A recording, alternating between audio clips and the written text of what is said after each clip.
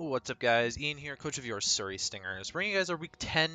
Nope, this is week 11. Haha! Trolled ya. Nice live edit. Week 11 team builder for Ellie and the Shanghai Dragons. Shanghai Dreigons, which is really cool because that sort of really works well together there. I'm not actually sure if I'll be playing Ellie or not. Unfortunately, she's had some family health problems, so it might be an admin sub, might not be. There's been a lot of confusion. I'm still a little bit confused in terms of what's going on with her team.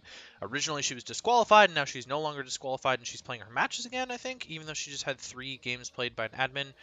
But then we're getting an extension into week 12 instead of being done by week 11, so I don't know what's going on anymore. I just know that I'm recording this for you guys because this match is going to go up at some point, so that's what's happening in terms of that. Or if this match doesn't go up, and then no one will see this video, and I don't have to think about it anymore. Let's run through our team, though. We've got the Tapu Koko, Tornadus-T, Mega Scizor, Nidoqueen, Superior, Z Entei, Seismitoad, Z Dragonite, Musharna, Girder, and Z Shelmet. Priority options in the Mega Scizor with Bullet Punch, Entei with Extreme Speed, Nidoqueen with Sucker Punch, Dragonite with Extreme Speed, and Girder with Mach Punch.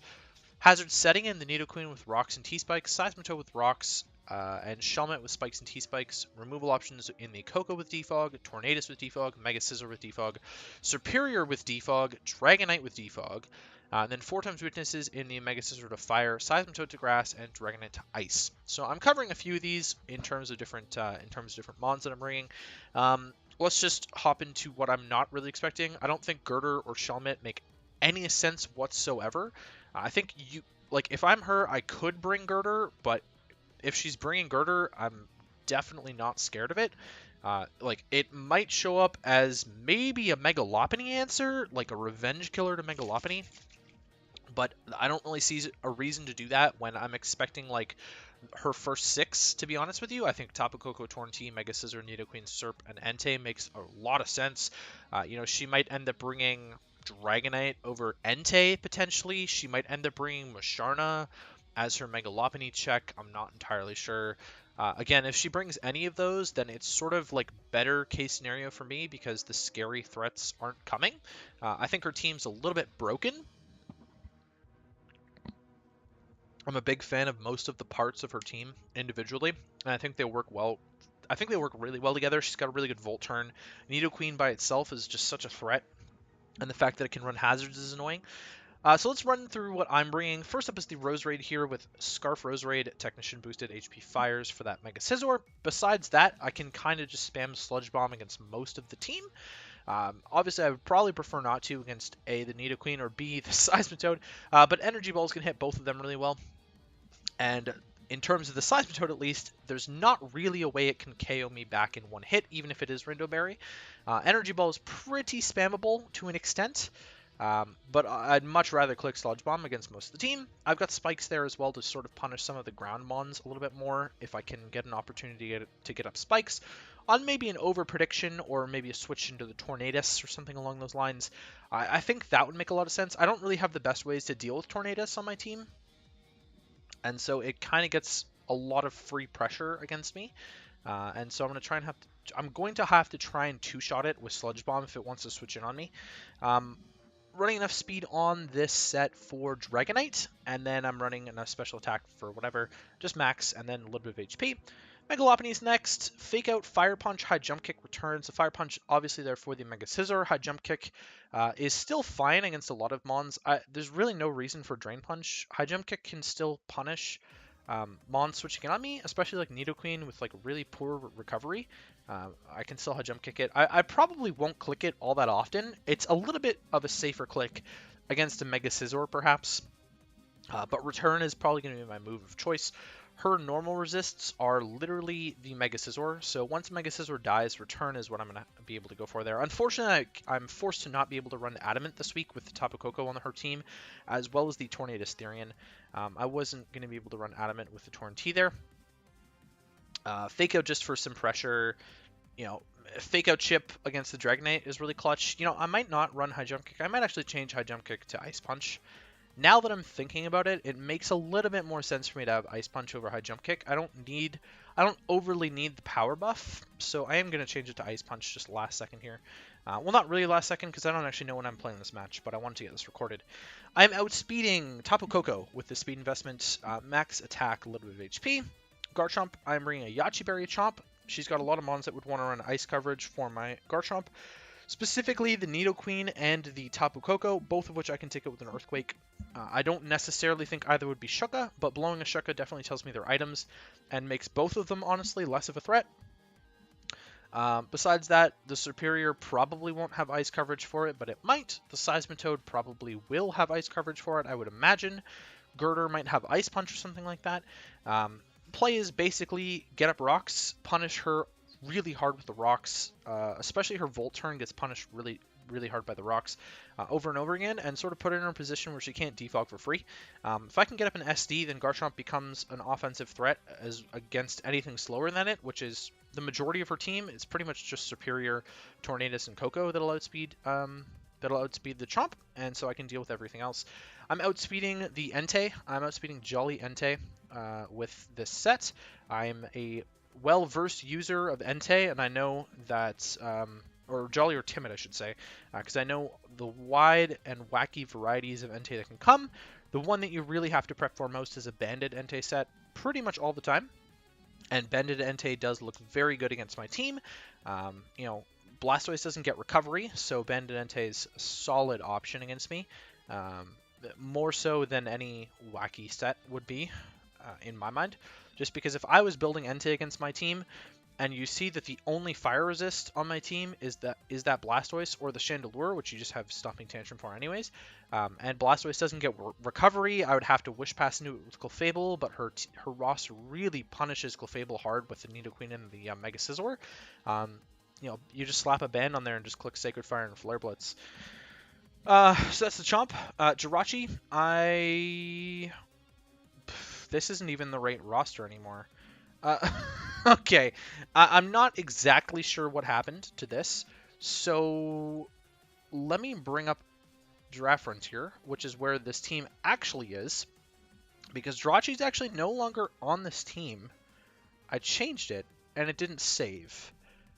Okay then, well, I guess I'm just gonna recreate this set with the paste that I have over here. So Jirachi is no longer on the team. I had Assaultvest Jirachi. I don't even remember why. I built this team ages ago, but let's just import the roster that it's supposed to be. There we go, and we'll just move it over. All right then. I'm bringing Calm Mind Raikou, and shoutouts to D for this one. Where are my EVs? There we go. This is like the worst team builder ever. Calm Mind Raikou's got a pretty decent matchup here, actually. It can kind of sit on Tornadus to an extent. You know, it really depends what the Tornadus set's running. I can kind of sit on Koko to an extent, can kind of sit on Mega Scizor to an extent. So there are definitely like ways that this Raikou can punish her. Calm Mind just makes me kind of an immediate threat at +1, especially against any special attackers. Like, they can no longer really break me. And I can run Calm Mind 3 attacks Raikou fairly effectively against this team. I've got Extra Sensory on there for the Nidoqueen. You know, it can also hit the Girder. Probably would rather hit it with Thunderbolt. Extra Sensory is going to be fine against the Koko, but I can also abuse her own electric terrain against her with Raikou, which is fun. Extra Sensory might be my click against something like a Superior. I kind of had to decide between HP Ice to hit like Superior, Nidoqueen, and Dragonite a little bit better versus HP Grass to hit the Seismitoad at all. And so I opted into HP Grass because I should be able to two-shot a Seismitoad with HP Grass. And HP Ice was not gaining me all that much when I could just run Extra Sensory and hit the Nidoqueen for harder damage anyways. Thunderbolt's going to be fine against the Dragonite. It's really no skin off my back in terms of that. I was actually debating running Discharge here just to get a little bit more speed control out of it, but Mega Lopunny already outspeeds her entire roster, so she's forced to run a Scarfer to outrun Mega Lopunny, in my opinion. Otherwise, she's really got to rely on her priority options and like maybe extremely much on her priority options, so that's what's going on there. Raikou is outspeeding something Superior. I'm outspeeding Superior with a speed investment. Max attack, a little bit of HP and defense, obviously there. Banded Golurk kind of doesn't have a switch in, and this is going to be potentially my main way to break through that Musharna, which otherwise my Mega Lopunny cannot do very effectively, and in general, my team can't do very effectively.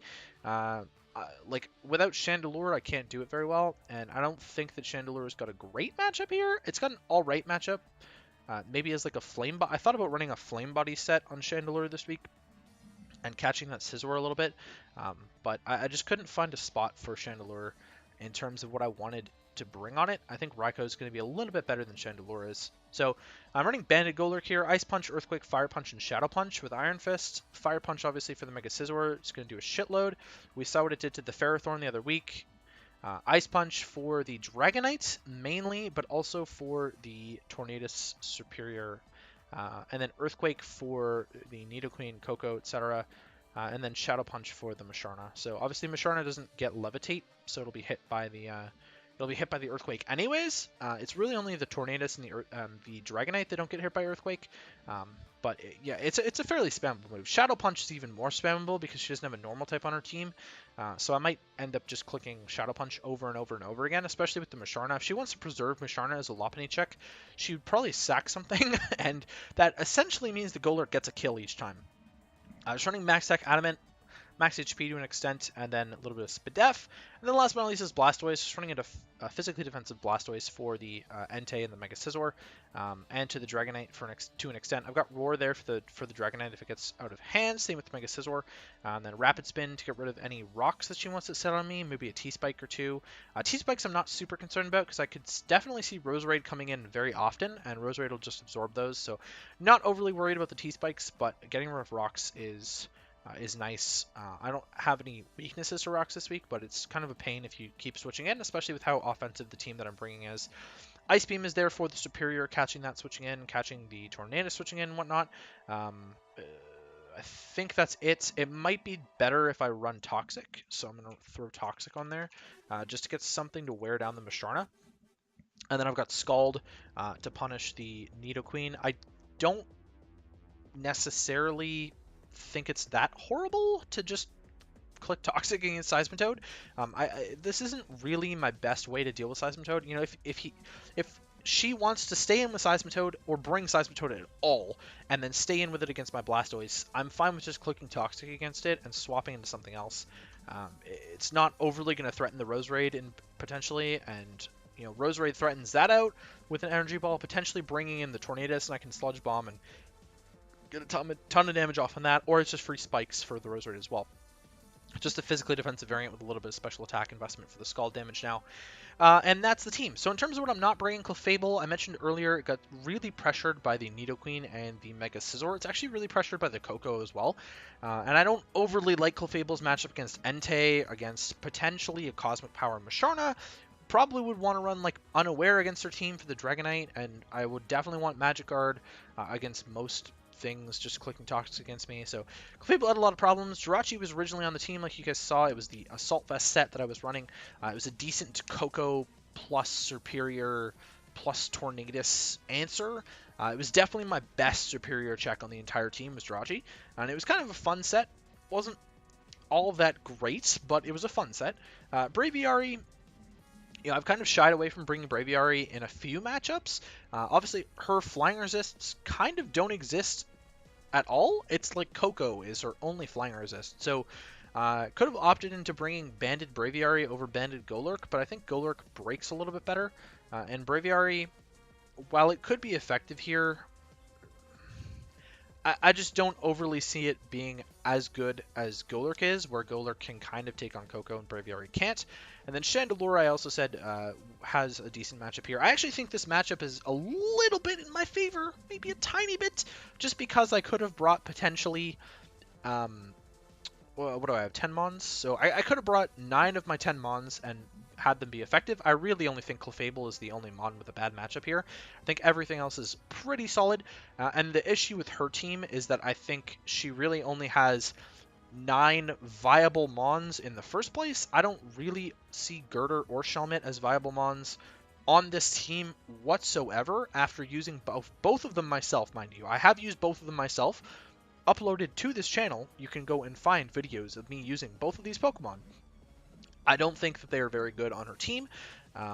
Actually, I might have videos of me using all of these. I don't know if there's videos of me using Mega Scizor or Tapu Koko. But I've used everything on her roster in League format except for Masharna. So I'm fairly well versed in what her team's going to do and what she's going to try and do with it. That's going to be for me. I have no idea if I'm playing Gray or if I'm playing Ellie. You guys will find out when I actually do this battle. But yeah, that's going to be for me. Hopefully you guys enjoyed, and I will catch you guys for the match.